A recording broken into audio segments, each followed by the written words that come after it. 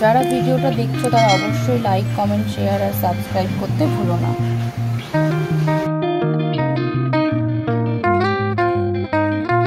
Share করব কম সময়ের মধ্যে তোমরা কিভাবে একটা মেকআপ লুক ক্রিয়েট করবে, এবং যারা প্রথম মেকআপ করছো বা ফার্স্ট টাইম মেকআপ করছো তাদের জন্য ভিডিওটা কিন্তু খুব ইম্পর্টেন্ট হতে চলেছে। তো সবাই ভিডিওটা দেখো, আমি ভিডিওটা তোমাদের সম্পূর্ণ দেখাচ্ছি ডিটেলসে।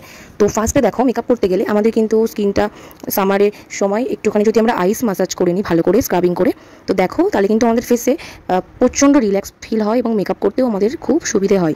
তো আমি বলবো তোমাদের সবাইকে, তোমরা সবাই নিজেদের ফেসে এভাবে আইসটাকে মাসাজ করে নাও, এতে খুব ভালো রেজাল্ট পাবে এবং নিজেদের ফেসের যে মেকআপটা সেটাও ভালো লং লাস্টিং। মুখটাকে তোমরা চাইলে একটু ক্লিনজিংও করে নিতে পারো ভালো করে। তো আমি এখানে গার্নিয়ারের মাইসেলার ওয়াটারটা ইউজ করছি, তোমরা চাইলে যে কোনো ক্লিনজিং ইউজ করতে পারো। তো ক্লিনজিংয়ের পরে আমাদের ফাইনাল স্টেপ হচ্ছে টোনার। তো দেখো এখানে আমি ল্যাক্টোক্যালিমাই যে অয়েল কন্ট্রোল টোনারটা রয়েছে সেটা কিন্তু ইউজ করছি। তোমরা একটা কটনের সাহায্যে টোনারটাকে মুখে ড্যাপ ড্যাপ করে ইউজ করবে, কখনো কিন্তু টোনারটাকে ভালো করে চেপে ধরে টেনে ইউজ করবে না, চেপে চেপে ইউজ করবে মুখে। তো এখানে ল্যাক্টোক্যালিমাই টোনারটা কিন্তু সামারের জন্য খুব ভালো একটা টোনার, রিজনেবল প্রাইসে।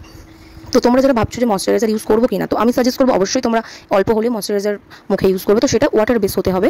তো এখানে আমি রিজনেবলের মধ্যে দেখো পন্ডস সুপারলাইট জেলের যে ময়শ্চারাইজারটা রয়েছে সেটা ইউজ করছি।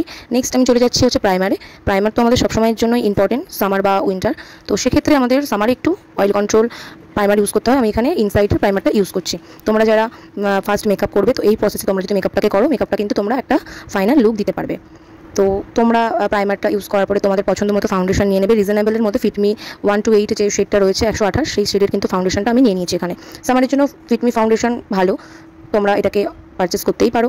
তো দেখো ফাউন্ডেশনটাকে আমরা খুব পরিমাণ কিন্তু দেবো না, অল্প পরিমাণ নিয়ে সেটাকে আমি একটা ব্রাশের সাহায্যে ফাউন্ডেশনটাকে অ্যাপ্লাই করে নিচ্ছি আমার ফেসে যখন অ্যাপ্লাই করবো ফাউন্ডেশনটা, তখন কিন্তু একটা ডট ডট করে আমাদের সারা ফেসে আমি অ্যাপ্লাই করে নিচ্ছি। তোমরাও কিন্তু এভাবেই অ্যাপ্লাই করবে ফাউন্ডেশনটা, একেবারে খুব হেভি ফাউন্ডেশন, হেভি লুক যাতে না মানে দেওয়া যায় সেই চেষ্টাটা করবে, যাতে লাইট ওয়েটের মধ্যে লুকটা থাকে।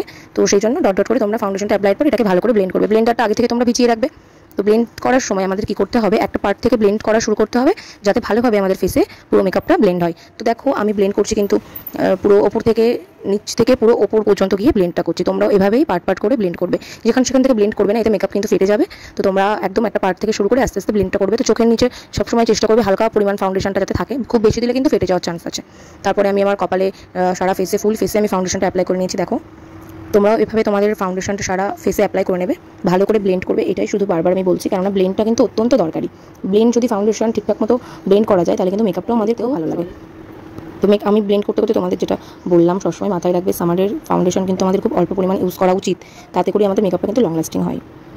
ফাউন্ডেশনের পরে আমি ইউজ করে নিচ্ছি দেখো একটা কনসিলার, এটা কিন্তু হচ্ছে ফিটমির একটা কনসিলার। তো তোমরা কনসিলার জোনগুলোতে হালকা করে কনসিলারটা ইউজ করে নেবে। আমি দেখো আমার যেখানে যেখানে দরকার আমি সেখানে অ্যাপ্লাই করে আমি কিন্তু একটা হাই কভারেজ দেওয়ার জন্য একটা কনসিলার ইউজ করে নিচ্ছি। তোমরা এখানে যে কোনো ম্যাট বা হচ্ছে ওয়াটারপ্রুফ কনসিলার ইউজ করতে পারো, আমি কিন্তু ফিটমির কনসিলারটা ইউজ করেছি।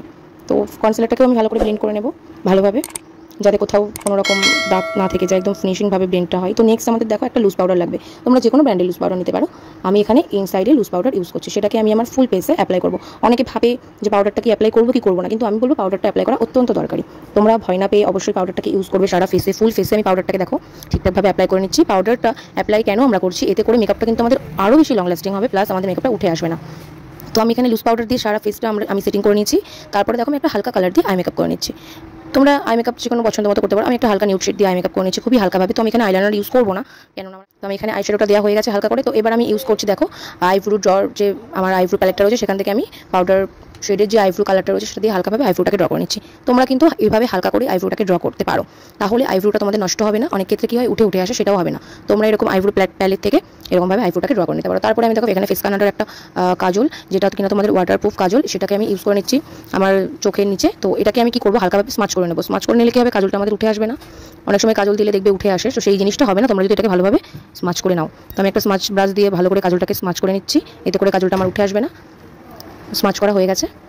এবার আমি ইউজ করে নিচ্ছি একটু মাস্কারা, যেহেতু আমি আইলাইনারটা ইউজ করিনি, আইলাইনার ইউজ না করে আমি এখানে মাস্কারাটা ইউজ করে নিচ্ছি। তোমরা এখানে চাইলে আইলাইনারটা ইউজ করতে পারো, আমি স্কিপ করে গেছি। তো নেক্সট দেখো আমি আমার লুজ পাউডারটাকে আমি পুরো ঝেড়ে নিচ্ছি আমার ফেস থেকে ভালো করে। লুজ পাউডারটাকে তোমরা এবার হালকা করে একটা ব্রাশের সাহায্যে তোমরা লুজ পাউডারটাকে রিমুভ করে নেবে। তো রিমুভ করার পরে দেখবে মেকআপটা তোমাদের অলরেডি সেট হয়ে গেছে। তারপরে তোমাদের যেখানে যেখানে তোমাদের মনে হবে যে আলো হয়েছে সেটাকে ভালোভাবে ফিনিশিং টাচ দিয়ে ব্রাশের সাহায্যে পুরো ক্লিন করে নেবে। নেক্সট আমি একটু হালকা ব্লাশার করে নিচ্ছি। এখানে আমি ইউজ করছি আইম্যাজিকের একটা ব্লাশার, পাউডার ব্লাশ। তোমরা সামারে কিন্তু গরমে যারা মেকআপ করছো তারা কিন্তু যদি চাও মেকআপটা লং লাস্টিং হোক তাহলে তোমরা পাউডার ব্লাশ ইউজ করবে, তোমরা কিন্তু ক্রিম ব্লাশ ইউজ করো না। সেক্ষেত্রে তোমাদের মেকআপের করতেও অসুবিধা হবে এবং যারা বিগিনার আছে তাদের বুঝতেও সমস্যা হবে যে ব্লাশারটা কীভাবে করবে, ক্রিম ব্লাশ। সেই জন্য দেখো আমি হালকা করে একটু কন্ট্রোল করে নিলাম নোজটাকে। তো তারপরে আমি দেখো ফিটমির একটা সেটিং স্প্রে দিয়ে মেকআপটাকে পুরো সেট করে নিলাম। সেটিং স্প্রেটা দেওয়ার পরে তোমরা কিছুটা সময় ওয়েট করবে, কোথাও হাত দেবে না মুখের, তাহলে দেখবে মেকআপটা পুরো সেট হয়ে গেছে। তো এখানে ইউজ করে নিয়েছি আমি ফিটমির সেটিং স্প্রে। এটা কিন্তু অয়েল কন্ট্রোল এবং ম্যাট ফিনিশ ভালো সেটিং স্প্রে। তারপরে দেখো আমি লিপটাকে ড্র করে নিচ্ছি। লিপ ড্র করার পরে আমি একটা নিউড কালারের লিপস্টিকের শেড নিয়েছি, সেটা আমি এখন মুখে পরে নিচ্ছি। তো সবসময় ওয়েস্টার্ন লুকের সাথে নিউড কালারের লিপস্টিকটাই বেশি মানায়। আমার পছন্দ নিউড কালার, তো আমি নিউড কালার একটা লিপস্টিক পরে নিয়েছি। তারপরে দেখো ফাইনাল লুকটা তোমরা দেখে বুঝতেই পারছো। তারপরে দেখো আমি একটা NYBর একটা হাইলাইটার মিনি, সেখান থেকে আমি আমার ফেসটাকে হালকাভাবে হাইলাইট করে নিচ্ছি। বেশি কিন্তু হাইলাইটার ইউজ করবে না, যেখানে যেখানে তোমাদের একটু দরকার সেখানে সামান্য পরিমাণ তোমরা হাইলাইটার ইউজ করবে। তো আমিও সেভাবেই হালকা করে হাইলাইটারটা ইউজ করে নিয়েছি। তো তারপরে আমার দেখো ফুল লুকটা রেডি, তোমরা সবাই জানো। তো দেখো আমি টিস্যু দিয়ে এটাকে কিন্তু মানে ঘষছি, কোনো রকম কিন্তু উঠে আসেনি মেকআপটা, আমি কিন্তু অনেক ছিলাম। তো দেখো এই ছিল আমার ফাইনাল লুক। তো লুকটা কিন্তু তোমরা যারা দেখলে অবশ্যই জানিও কেমন লাগলো। যারা আমার চ্যানেলে নতুন তারা অবশ্যই আমার চ্যানেলটাকে সাবস্ক্রাইব করো, আর আশা করি তোমাদের খুব হেল্পফুল হবে। যারা মেকআপ তাদের জন্য এই ভিডিওটা খুব হেল্পফুল। তো তোমরা খুব সহজভাবে এখানে একটা সেলফ মেকআপ দেখলে। তো টাটা সবাইকে, ভালো থেকো সবাই, দেখা হবে নেক্সট ভিডিওতে, বাই।